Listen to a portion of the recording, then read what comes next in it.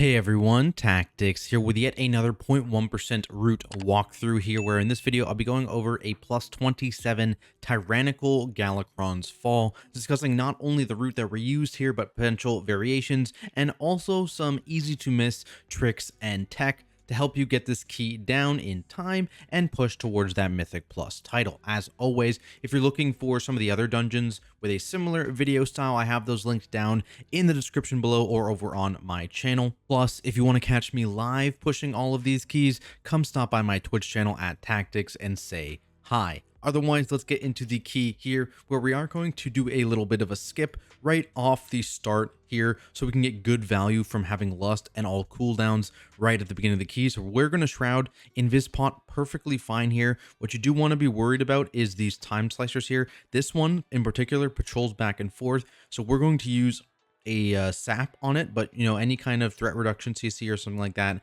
will work just fine. If you don't have one, obviously mid Invispot or Shroud you can do, you're not fast enough. You can use it like around here as well, and it's just fine. But we're gonna walk by because I'm gonna pick both of these Epoch Rippers up. Alternatively, you can not pick up these Epoch Rippers, and potentially you can pull some more trash in the Timeways area. But I prefer just adding these guys onto the pull, especially on Tyrannical Week where it's not too scary. It is going to be Sanguine Week, so that is going to be something we need to be aware of. But you see here, pull the boss, and we're going to be just lusting and popping everything here. Things go a little bit weird here with the time slicers, so we actually miss a stop right before a tank buster, and it actually caused me to proc my cheat here. But otherwise, yeah, we're just doing spread. You need to be aware of these time reps because there is 4 of these chrono guys in this pull here, and notably, especially because of Sanguine, for the first few Eon Shatter casts, you're going to see DPSers prioritizing getting into the soaks. Again, this doesn't change. You don't need to have more than one person soak. Doesn't do anything. Just one person needs to be in it. But it's hard for me to do it while keeping these mobs positioned in a decent spot to not Sanguine the boss, and also while not showing my back too, right? Because if I'm trying to do a run, there's a chance that I show my back to these mobs, which is not going to be good. So in general, it's just safer while these mobs are alive to have someone else do these soaks. It's not super dangerous either. So you're going to see the DPSers basically doing these soaks. We do lose the rogue there, I think, to one of the lines probably. So be careful with that in your positioning. And this is where things go weird. So we lost the rogue, and I think I hodged back. So I probably should have hodged this time slicer. But you're going to see I'm going to get a few stacks of this. And the healer doesn't want to dispel me because you can see Chrono Shear is about to happen, right? So he needs to hold his dispel. So I'm stuck with these stacks. I'm going to gain them.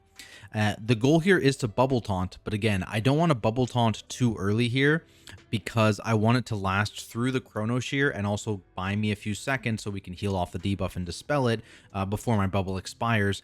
So I think I had a couple options here, right? I could have hodged this time slicer, and then I could have popped bubble here. This is probably when I should pop bubble right before the sand stomp, because that's also additional damage I didn't need to take. That would have cleared my stacks, would have made me immune to this damage. I think the sand stomp is actually what just after the sand stomp is when I get cheated. Again, I'm at 7 stacks now, so if I had bubbled when I said, I would have actually been fine through all this and not proc cheat. So something to be aware of.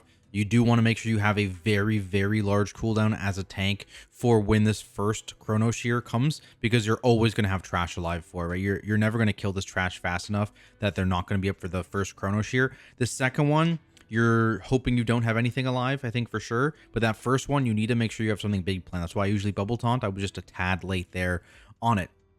Otherwise, we're now just focusing on hitting the boss here, and these Epoch Rippers are going to get passively cleaved down. Rangers need to be aware. And again, players are still going for these soaks, especially because these guys are getting close to Sanguine. This positioning of the boss here is good. I'm going to start moving once these time rips go out to drop these Sanguine puddles. And you're going to see I have 2 steeds here. So I'm going to start using those as mobs die to cause the boss to move faster. Again, moving. Boom, steeded there to get him out of that Sanguine quickly, and then that guy died in his time rip. So boom, easy, no Sanguine healing on the boss with that massive pull onto it on Sanguine Week. It's just a little bit sporadic with the boss movement near the end of the pack and use of Nox early on for the smaller guys, but in general, not too bad. And we're basically going to rotate around through the rest of the room here that we have now, and you're going to see sand at the beginning of the fight is going to start disappearing now, so we're not in a terrible spot. So we're going to start filling up this back area here and rotating around in this direction. Otherwise here, this fight is just kind of pretty easy now. Once all the trash is dead, make sure you have a decent cooldown and you heal this up relatively quickly. I think this one, why does this one last so long? I guess it's, I use an Absorb Shield instead of a Word of Glory, so it doesn't actually help with that. But we'll talk about Absorb Shield techs in a second here, I guess in this next trash area, because there's not really much to talk about for this boss anymore. Let's go to the Timeways, where I mentioned this, I think, in the Mirazon's Rise video, but some abilities this season act a little weird with Absorb Shields, and Bloom is one of those abilities. The other one was Black Rock Hold. The spiders and their dot works weird, where they need to actually deal damage to your health bar to apply their debuff. So Bloom, if you put up like a Farok Trinket or like a Mistweaver Bubble on the tank, the debuff will go out on the tank. It actually won't go out because the attack won't break the Absorb Shield. And then that means that doesn't only go out on the tank, it now also doesn't go out on a second player. So by having an Absorb Shield, you can actually take no damage from these. What am I going to do here? I think I dwarfed that one. I probably just should have used the Absorb Shield because it was available here. I don't know if I save it for the next one or if this guy's going to die. But yeah, as you can see, we do go to the left side here and pull the dog first onto this pack. Especially on fortified weeks, this one feels a little bit better because the Chrono Burst guys are insanely scary. Okay, right there's a perfect example. I use the Absorb Shield here on the second Bloom cast. Probably should use it on the first one and use Dwarf on the second one, but that's fine. Absorb Shield goes out, no dots go out. Very cool, nice tech. Use that if you have Farok Trinkets or a Mistweaver or something like that. We're dragging this over to the Chrono Burst man now. We're grabbing him, and this guy's scary. You never want to pull the Chrono Burst guy with the dog because, again, of those dual magic debuffs going out. Each mob does dual magic debuffs, and this one is very scary for your party here. Like, you're going to see the damage. I mean, yeah, we don't have anything running. We have Paints up running, but like these tick, and then they expire, and they do a lot of damage. I think that was a Mass Dispel there to get them both off quickly. But also then, if you blow up near intervals, there's a good chance you're going to eat a couple melees instantly. So you can see how much damage our Evoker took there from not only just the Dispel, he got healed up instantly, but then he took a couple auto attacks. And you're going to see later on that gets super dangerous just because, you know, it's hard to stay on track. Like, look how low he got just because of interval spawn. So you want to try and see. Like you can see over here, there's no intervals in this area, so ideally we'd probably pre-spread our range over towards this direction, but it's hard to kind of see them. But that's a little tip there. Try and pre-spread to away from intervals so that when that does go out, you're not panicked trying to find a good spot and also trying to get dispelled quickly, because again, the dot hurts on its own. You want to dispel one relatively quickly and defensive on the other ones. So I throw out a sack here for one of them to help with it. And in general, if you hit an interval, you're kind of scared, especially if it's close to you, because you're going to get meleeed. There's a very good chance. So you want to try and avoid intervals as much as you possibly can. But yeah, pull that coalesce time into this pack. Again, there's no dog in this pack. There's a dog in the next pack. So that's why you kind of want to separate them. One of those guys in each pull is the ideal thing. A little bit of sanguine healing there, not the end of the world. We need to pull 4 extra leeches in this room to get full count. So I'm going to kind of chain leeches into some of these pulls. They're very easy to deal with especially for our comp. These moments, they don't cast a ton. So you can basically put kicks into the moments as a tank, but honestly, it's not even too scary on Tyran week. I let most of them go off on me.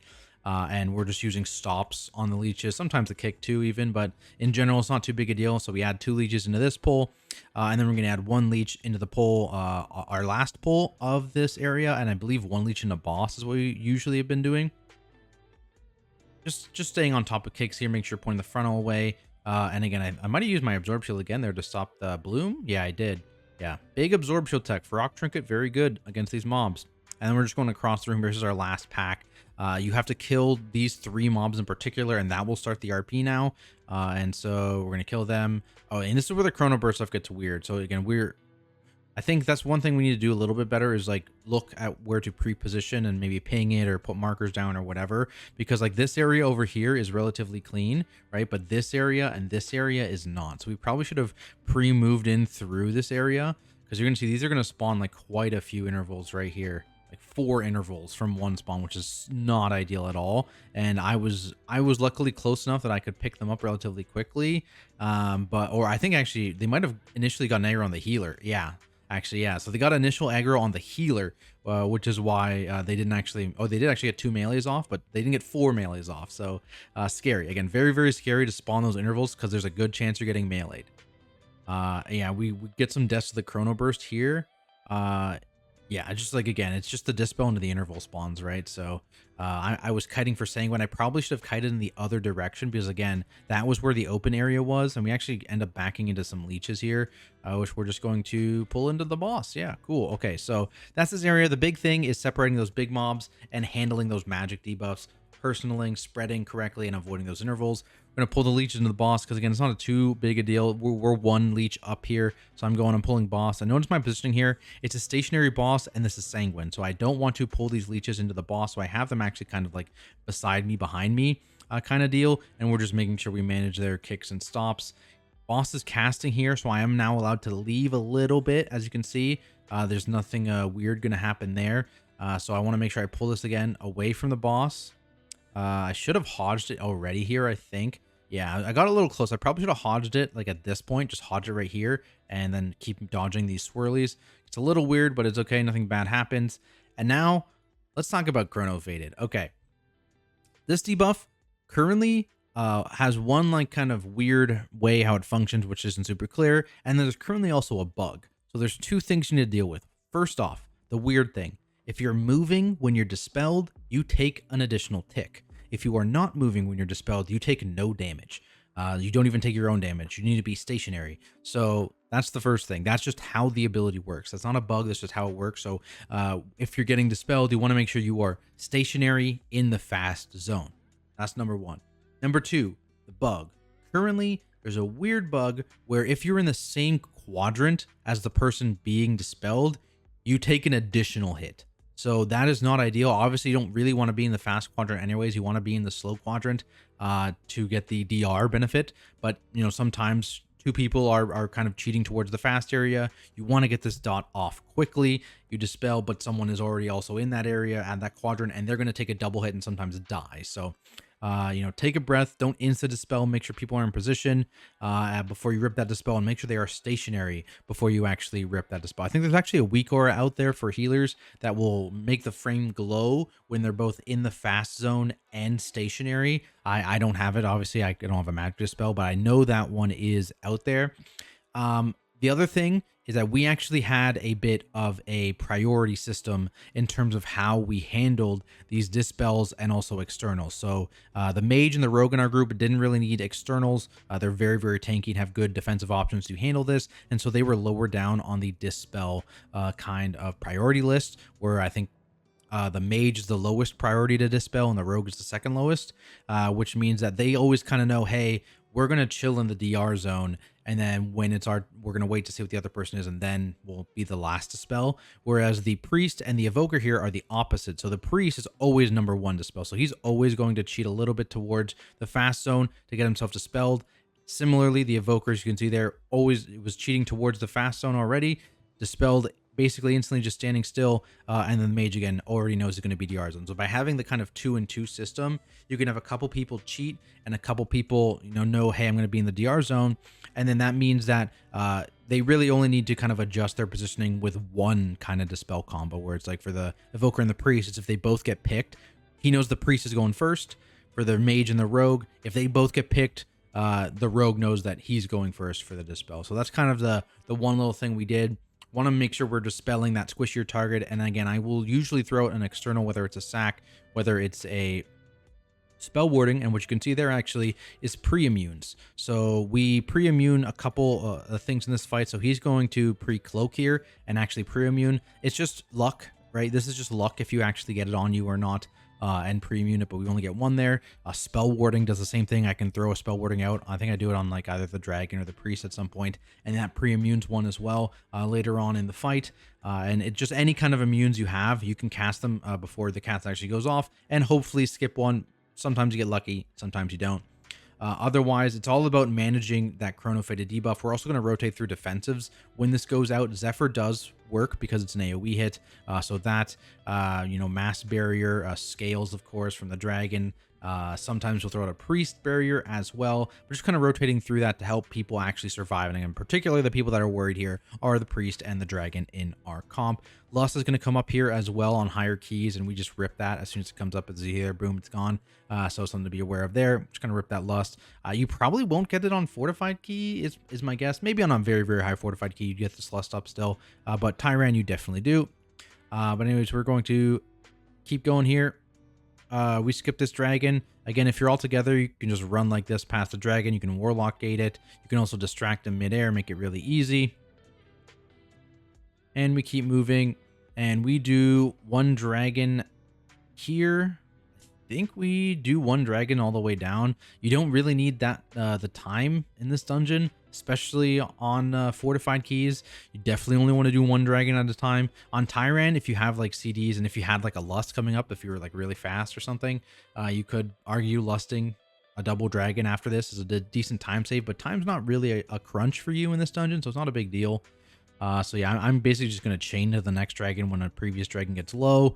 And oh, we do actually do a double dragon here with all CDs on Tyran. Yeah, okay, this was on purpose.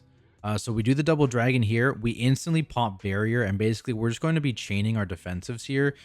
Barrier, Zephyr, and then eventually mass barrier.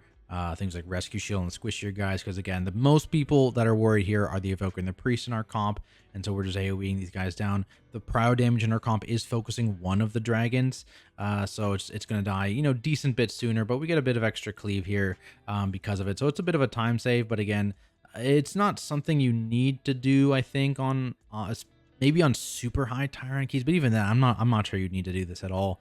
It's a little dangerous. And then we get to Blight of Galakrond here, where in general, if you're going to get a third lust, it's either on this boss or it's scuffed usually. Because like, for example, like we're probably not going to get the timer enough to get a fourth lust in. So I believe we just hold our lust because we're still 6 minutes off from having our lust, right? So in general, you want to be really scared of this application of corrosive infusion. This hurts a lot. Let's see how much it does to the priest. Boom. I don't know if he had any absorbs. He probably did have an absorb running in his own personals like Fade and Flash of Light. It hurts, especially once you get into higher Tyran keys. You're going to see too, especially in phase 2, combined with the tornadoes, very, very scary. In phase 1, you can just instantly go to your tank. I'm going to step towards him a little bit. You see how much it's ticking for, right? Like, it's spooky. I run out and grab it from him. And in general, I'm just kind of making my way towards this direction here for the next spawn of the dragon.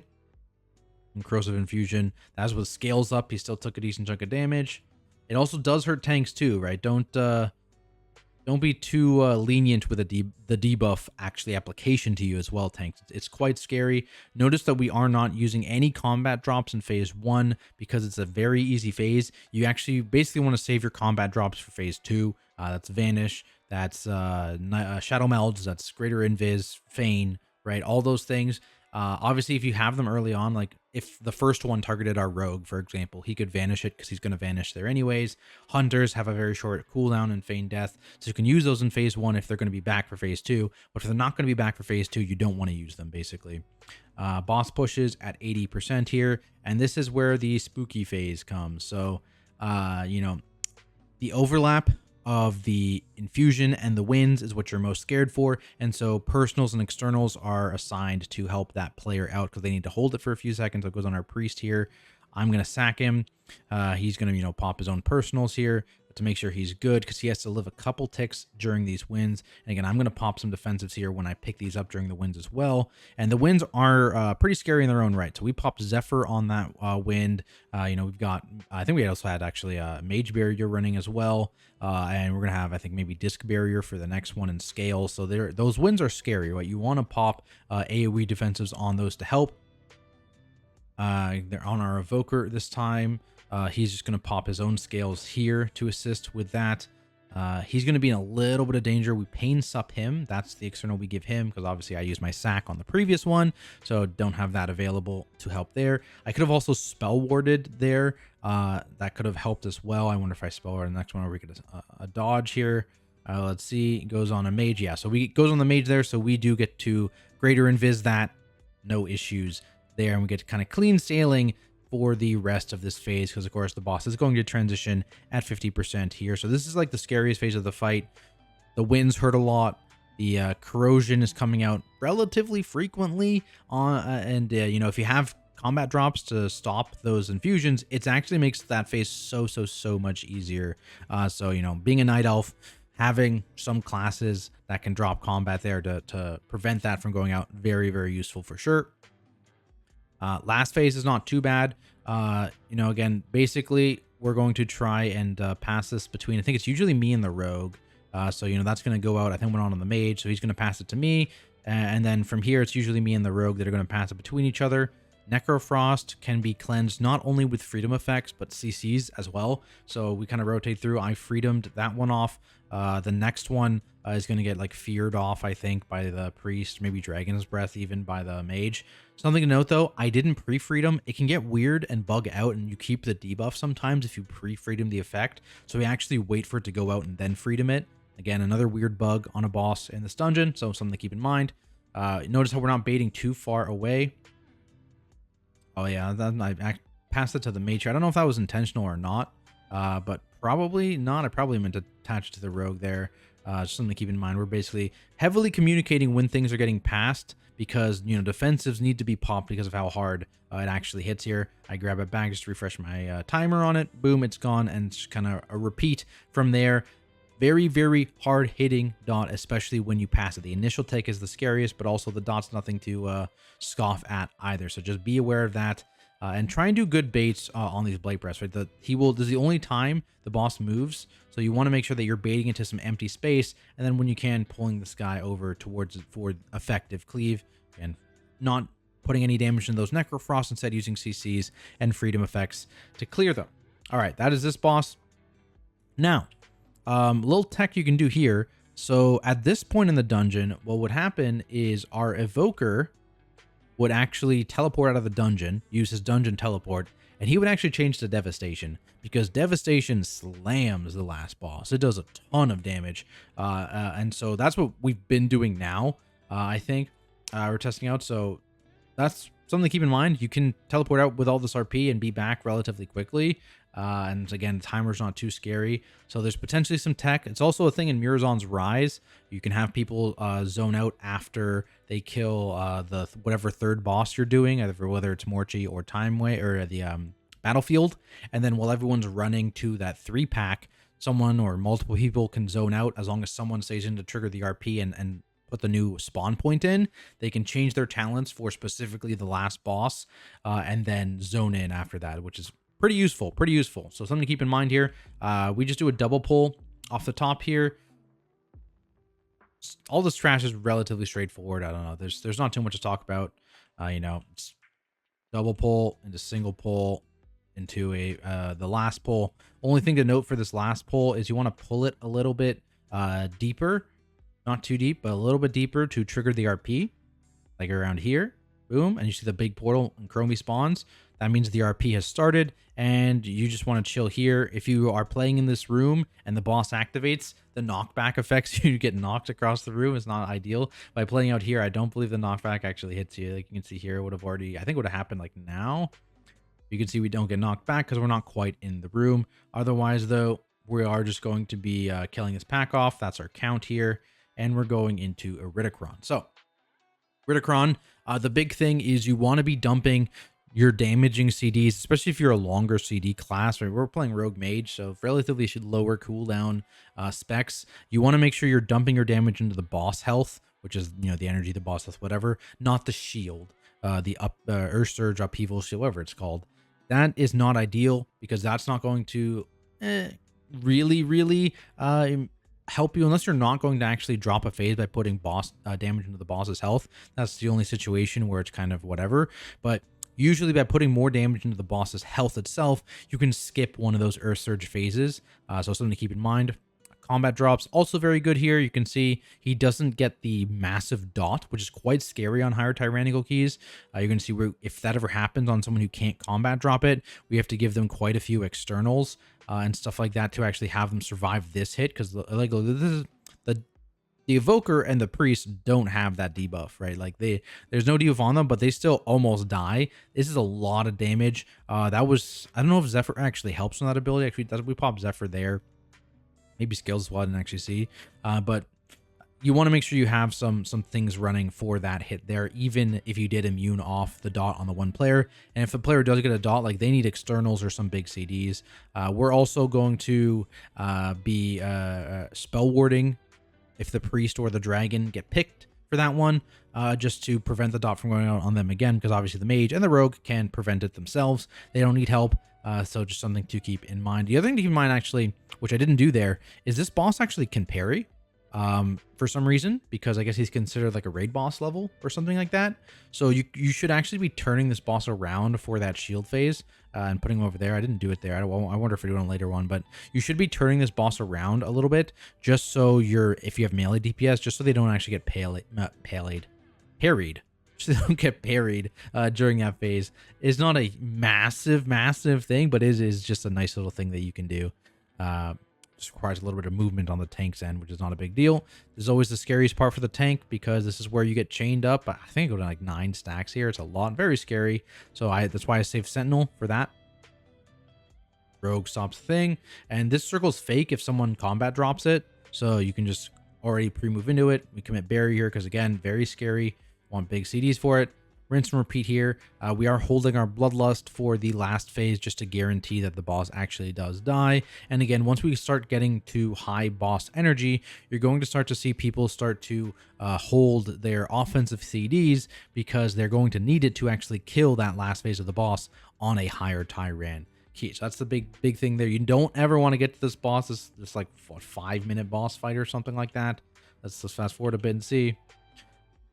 Yeah, like this is like a 5-minute boss fight. You ever get to that last phase and you just don't kill the boss in time, it's a huge feels bad, man, right? You don't want to do that. So you want to make sure you are holding, because even if we wiped here, right, we probably wouldn't be able to come back and time this key, right? Like we had so much time on the timer, but this boss fight is just insanely long, right? Kind of like Everbloom last boss.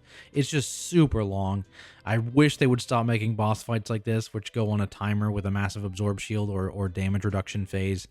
I really dislike it, but you know, I'll rant in another video. Otherwise, that is this walkthrough of Galakrond's Fall. Hopefully it helps you out. If it did, be sure to leave a like and subscribe for more content like it, including dungeon guides for Season 4 of Dragonflight, which you saw the tier voting just got released. Check that out. And of course, Beyond into the War Within. Super excited for that alpha and beta cycle. Of course, need to give a big thank you to all of my subscribers on Patreon. I could not keep doing this without all of you guys. Otherwise, thanks everyone so much for watching, and I'll see you all in the next video.